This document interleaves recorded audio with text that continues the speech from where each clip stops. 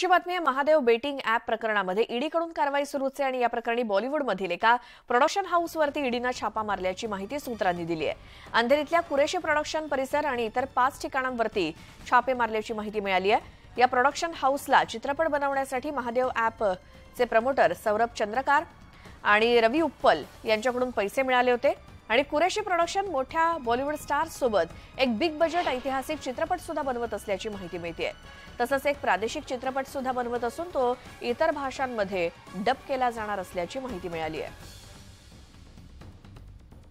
विनय दुबे आमचे प्रतिनिधी आपल्या सोबत फोन लाईन वरती आहेत, त्यांच्याकडून या संदर्भातली अधिक माहिती घेऊयात। विनय, मुंबईत सुपारी रात्री आता ईडीची छापामारी पडलेली आहे। त्याच्यामध्ये महादेवचा जो बुकिंग त्याच्यामध्ये जो डबिंगचा आहे त्याच्यामध्ये चित्रपटाचं डबिंग आहे डबिंग करत आहे त्याच्यामध्ये ईडीची छापामारी पडलेली आहे।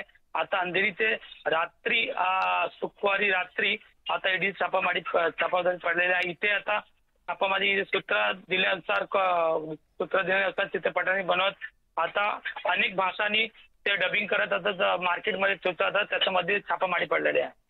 विनय, धन्यवाद या सगळ्या माहितीसाठी।